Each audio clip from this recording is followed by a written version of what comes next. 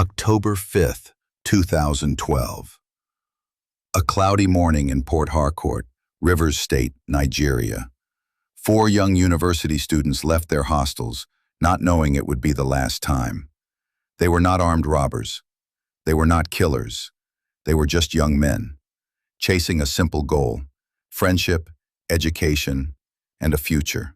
Yet within hours, their names would be screamed across headlines, whispered in communities, and cried in mourning. They would be called the Aluu 4. 4 young lives taken in the most brutal way, beaten, humiliated, and lynched before the eyes of a community that believed a rumor more than the truth. Before the world knew them as the Aluu 4, they were simply friends. Students at the University of Port Harcourt, full of dreams. Let's begin with Ugonna Obuzor. Ugonna was a musician, known among his friends for his love of rap and hip-hop. He recorded tracks, performed at campus shows, and carried the dream that one day his voice would be heard across Nigeria. He never got that chance. Next was Tekena Elkanah. Tekena wasn't even a student at Uniport, but he often visited his friends there. He was described as cheerful, loyal, always smiling. He had come to campus that day simply to hang out, not knowing he would never return. Then there was Lloyd Toku. Lloyd was bright and ambitious, studying geology. He loved technology, music, and was close with his circle of friends. Lloyd Toku was often described as the glue that held them all together. Finally, there was Chiadika Biringa. Chiadika was also studying at Uniport, loved by his family and respected by his peers. He was disciplined, intelligent, and determined to finish his studies strong. 4 different young men, 4 unique lives, and yet they shared the same fate. Together, they became victims of one of the most horrifying acts of mob justice Nigeria has ever witnessed. But to understand what happened to them, we must first understand the environment. A community where fear and suspicion ran deep, and where mobs often replaced the justice system. To understand why the Aluu 4 were lynched, we must understand the environment in which they lived. In 2012, Nigeria was a country battling rising crime, unemployment, and a weak justice system. Communities often felt abandoned. Police presence was inconsistent, slow, and sometimes corrupt.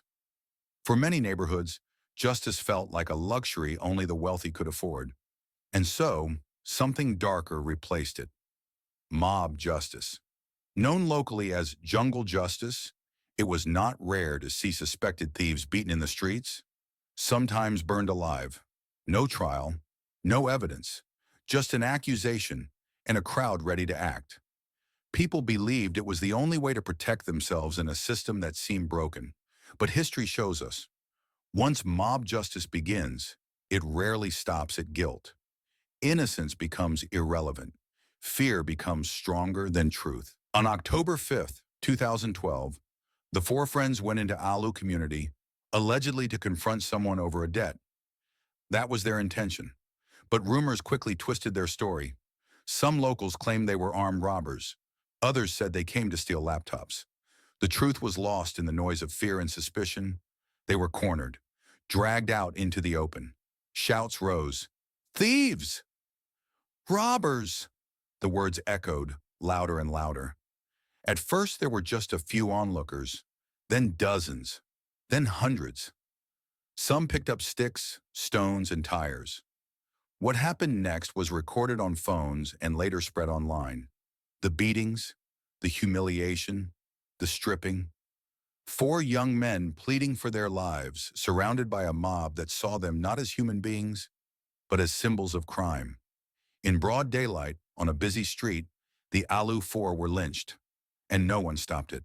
The University of Port Harcourt organized protests. They carried placards, demanding justice for their classmates. They marched with candles at night, chanting the names of the 4. Parents collapsed in grief, unable to understand how a simple morning turned into tragedy. Journalists swarmed the campus, asking questions, searching for answers. Nigeria's government released statements promising justice. But for many, those words felt hollow.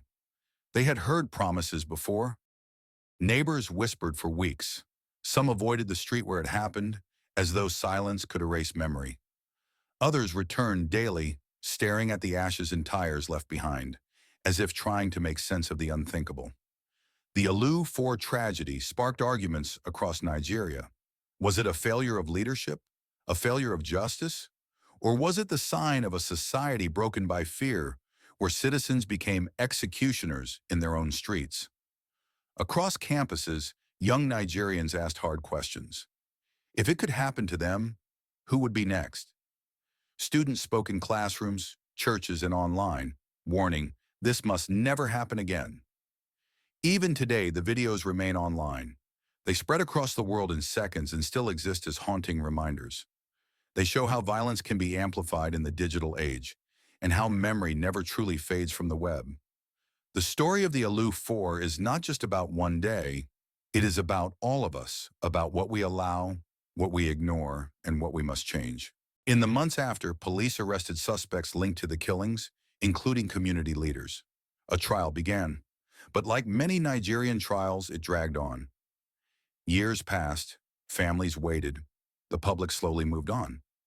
In 2017, 5 years after the killings, just a handful of men were sentenced. 2 received the death penalty. Others were acquitted for lack of evidence. For many, this was not justice. The crowd that killed the Aluu 4 had been hundreds, yet only a few bore responsibility. The wounds of injustice remained open.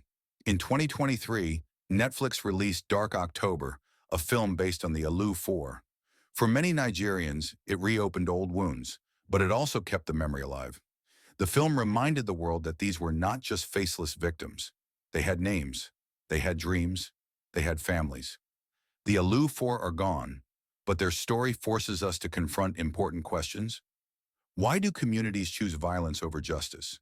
Why do rumors carry more weight than facts? And how do we stop mob justice from claiming more lives? Around the world, from Nigeria to India to Latin America, mob violence continues to thrive in the shadows of weak justice systems. The lesson is clear. When law fails, chaos fills the gap. But memory can be powerful.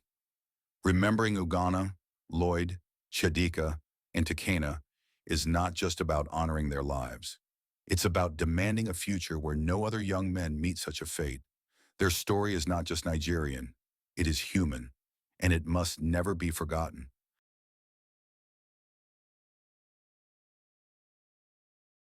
You're here, let me show you something that could change the way you build online. Every great idea needs a home, a server that's fast, reliable, and secure. But let's be honest, most hosting is complicated and expensive.